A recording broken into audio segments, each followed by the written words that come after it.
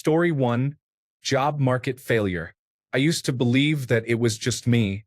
However, it seems that nearly every candidate has their resume rejected hundreds of times before they enter the corporate office for their first 8-hour shift. Story 2.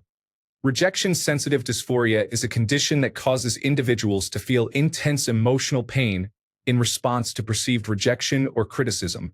I thought I was the only one who felt this way. At the slightest sign of rejection or criticism, I spiral into thoughts like, everyone hates me, no one wants me around, and no one can stand to be with me. Story 3. I genuinely believed I was the only one who could hear background noise without understanding what people were saying. I thought I was the only one with pattern recognition skills who could predict outcomes. I believed I was the only one who experienced meltdowns and semi-violent outbursts. I truly thought I was the only one who struggled to make sense of the world around me, especially in social situations. Turns out I am just autistic, which has put a lot of things into perspective. Story 4. That thinking and decision-making drains you quicker than you realize, and most professionals experience it. Story 5.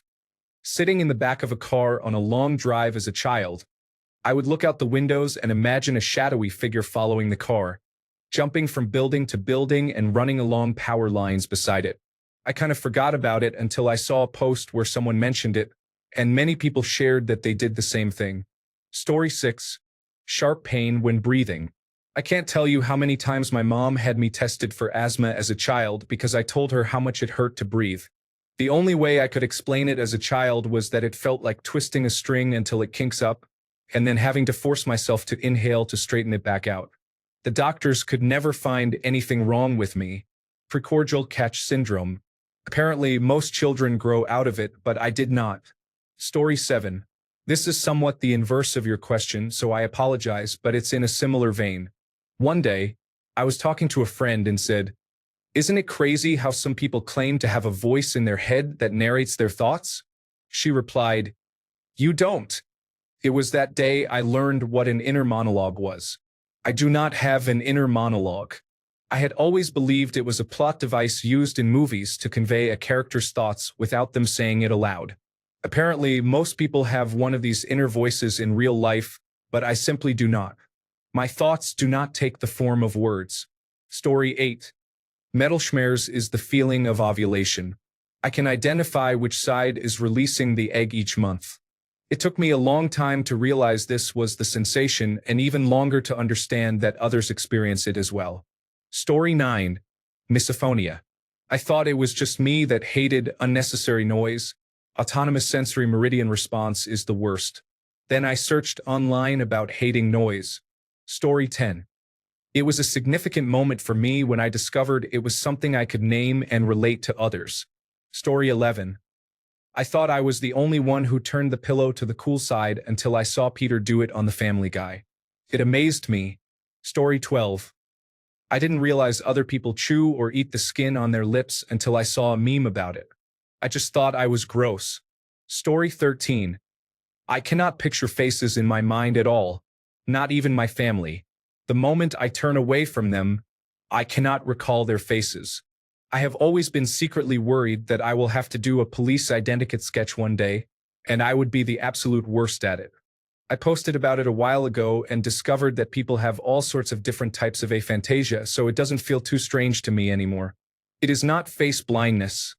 I recognize people just fine. I just cannot picture faces in my mind.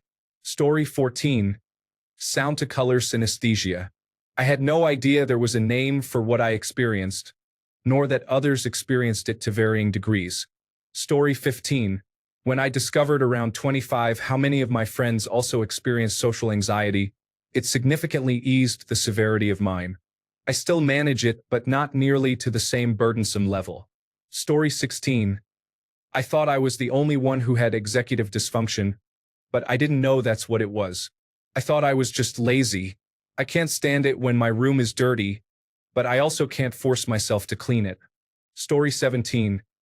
I have a sensory issue where I can't filter out most noises that people make, like the hum of electronics or white noise. It just persists. For a while, people convinced me that I was lying. Then I met individuals from neurodivergent communities, and it turns out that this is a real experience. Story 18. Lucid dreaming, for me, is a brief period before I wake up when I realize I am dreaming and choose to stay in the dream for its own sake. The dream is rarely enjoyable, but I know I am dreaming and can control it, so I want to remain in it as long as possible. I used to wake up immediately, but over the years, I have learned to recognize what is happening and can stay dreaming longer. I could be dreaming for 2 seconds or 2 hours. I honestly can't tell. Recently, I have started to expect it while falling asleep, though I can't control it in the same way. It's more that I realize I am entering a dream and think, here we go. At some point, I wake up with a very real and detailed memory of the beginning, but only a brief recollection of the actual dream. The unusual part about being aware that I am dreaming is the ability to rewind and replay parts of the dream I want to experience again.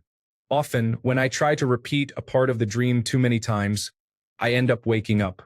I rarely remember the dream beyond the initial minutes of waking, but I strongly recall the feeling of the part of the dream I want to repeat. Sometimes it is enjoyable and other times it is not. Story 19. The sudden urge to do something extremely dangerous, like cruising along the highway when my mind suggests, hey, why don't you just jerk the wheel a full 90 degrees right now? Story 20. I can wake up from a deep sleep and tell you what time it is. I used to do it exactly, but now I'm within 5 minutes. Story 21. Eye floaters. I remember seeing them whenever I lay down in the summer grass and stared up at the blue sky as a 5-year-old. Imagine my surprise when I discovered there is an online community dedicated to this phenomenon. Story 22. Having the same sleep paralysis exit cue. Mine is saying the power of Christ compels you 3 times, and I instantly wake up. I learned this is a common phrase used when escaping a sleep paralysis episode or when hallucinating at night. Story 23. Shooting water from my fingertips in the shower and pretending I am a waterbender. I was shocked when I saw a meme about it years later. Story 24. Pretending I am typing out the words I am saying or thinking on a keyboard. I do it in my head constantly. Story 25. Getting an itchy scalp before a storm can be surprising. I learned that some people are sensitive to changes in air pressure, which can affect their scalp. I felt relieved to know that this is a common experience. Story 26. I believed I was the only person with a difficult parent until I turned 20. I truly thought it was just me. Story 27. Growing up as part of Generation X, I honestly didn't realize it until I saw the current videos about it. I'm not alone. Story 28. I only know from looking it up, but I have never had an ice cream headache, often referred to as brain freeze. It occurs in my shoulder blades. Is anyone else experiencing this? Story 29. Drinking water with a spoon is apparently normal. I am just glad I found such an accepting community. Story 30. Being able to experience climax without any physical contact, simply by clenching the pelvic floor muscles in the right way, is a unique ability. People who possess this ability often discover it unexpectedly. For instance, during intense exercise at the gym. Additionally, I am male and I believe this ability is more common among women. Story 31. Anxiety disorder. Until I was 18 and finally had constant access to the internet, I had never heard anyone else say that they understood what I was talking about. Story 32. The butter cookie tins filled with sewing equipment. I truly thought my mom was the only one who did that. Story 33. It is not something I believed only I experienced, as I met another person who could do it, and my sister can as well. However, I thought voluntary nystagmus, which I recently learned the name for, was much rarer than it actually is. I am somewhat convinced that it can be learned if demonstrated to someone at a young enough age, as the other person demonstrated it to me in kindergarten, and I showed it to my sister when she was young. Story 34. Numbers mixing in my head. I can have all the right numbers, but not in order. I can copy a number and it might get mixed. Or I can read a number and have the digits mixed up. When I discovered it was a diagnosable issue, my mind was blown. All those math tests gone wrong because my brain and my pen said 2 different things. Story 35. Glancing at my wristwatch and feeling that the second hand takes longer than a second to start moving, I thought I was experiencing some kind of glitch, but I have read that this is a common psychological phenomenon. Story 36. I can shake my eyes. Specifically, my pupils shake back and forth. For a long time, I thought I was the only one. However, a few years later, one of my good friends discovered the ability as well. Story 37. I have had nerve issues my whole life, which is a fairly unique condition. Sometimes, about once a month or every 2 months, I experience nights I call restless or buzzing nights.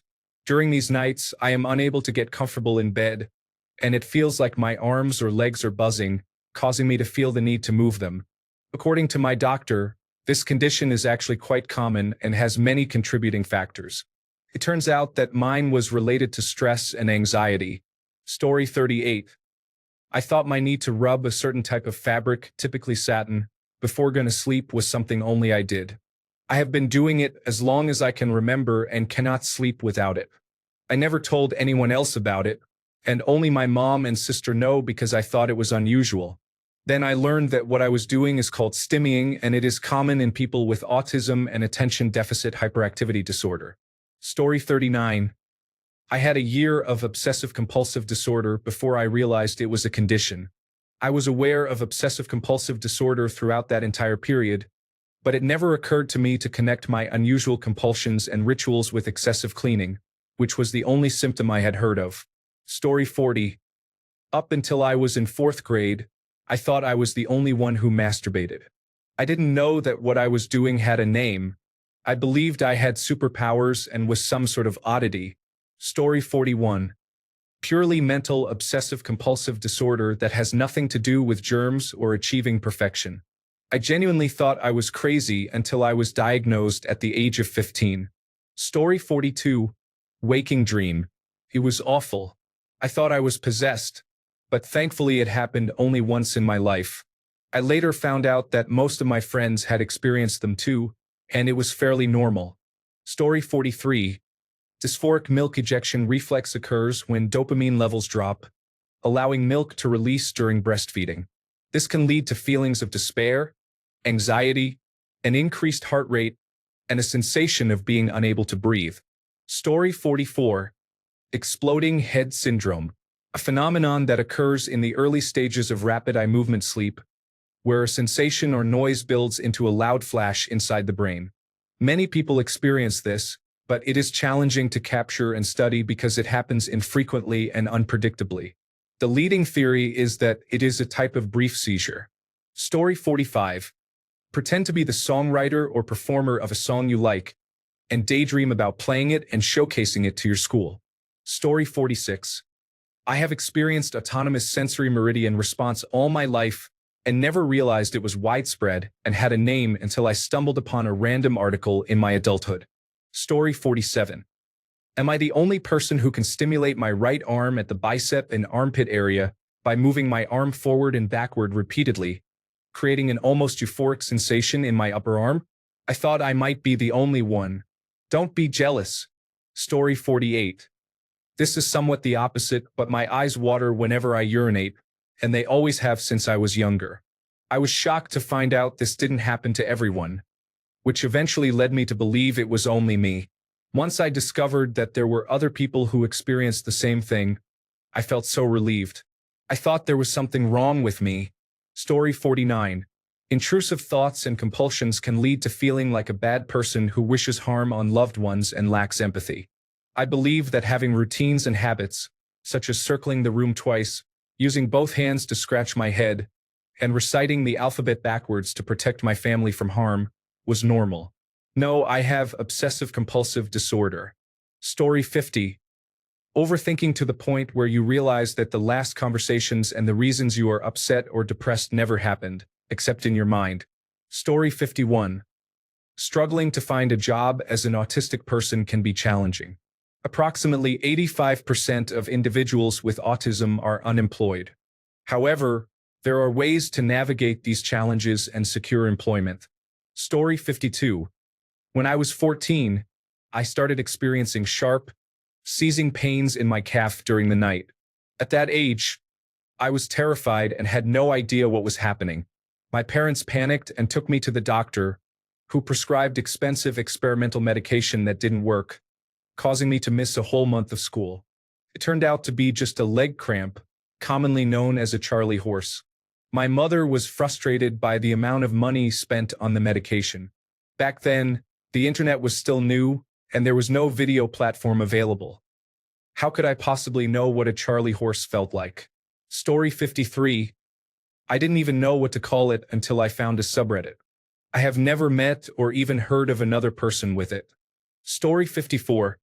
The feeling of anxiety that arises from the belief that others are having more rewarding experiences can be widespread, especially in the age of social media. Story 55. I didn't know it had a name until my sister-in-law showed me the kind of videos she listened to on YouTube. I thought I was the only person in the world it happened to. Story 56. Out of sight, out of mind. My ability to completely cut someone off is concerning. I'm not always aware of doing it. I just realized one day that it has been 10 years. Story 57. I used to think I was the only one who experienced random bursts of inspiration at 3 a.m., but it turns out many people do too. It's nice to know I'm not alone in that. Story 58. Maladaptive daydreaming. I thought I was just unusual, but apparently it is very common. I have created whole worlds in my mind, and if I am bored, I just slip into one of them for a while. In my case, it does not interfere with my daily life at all. Story 59. Myodysopsia, otherwise known as eye floaters, is a condition I encountered when I was about 8 years old. I was taken to a doctor for headaches and mentioned the little black dots I saw moving around. That was when I learned that many people experience the same phenomenon. Story 60. That weird phenomenon, jamais vu, I think it's called. I thought I was having a stroke when it first happened to me. Story 61. I feel weird and scared to stick a leg out of the blanket when I'm in bed. I experience sharp pain during my period.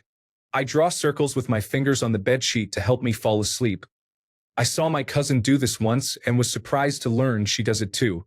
I have difficulty processing numbers and math in general, often needing to read a passage in a book multiple times to fully understand what the author is saying. Story 62. I recently learned that my issue with broom handles unscrewing is because I am left-handed, and I never realized it before. Story 63. I can't recognize people's faces. Watching a movie is confusing to me. They all look the same.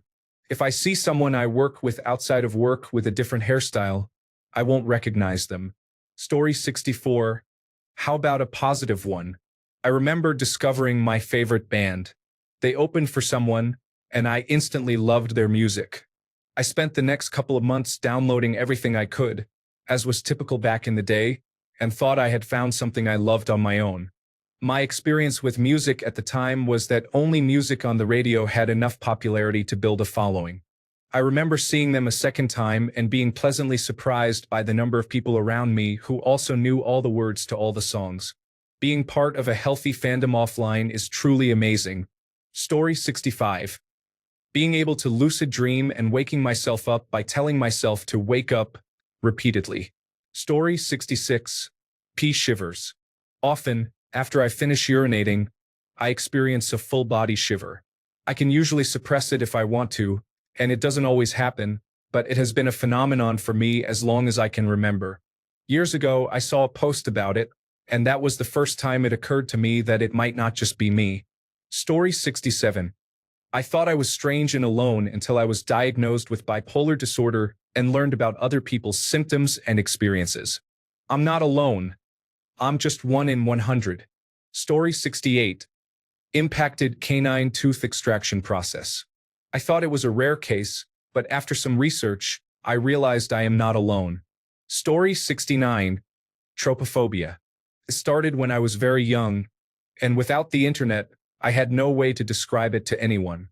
Thanks a bunch for sticking around till the end of the video. Remember to subscribe, and until next time, stay awesome and goodbye.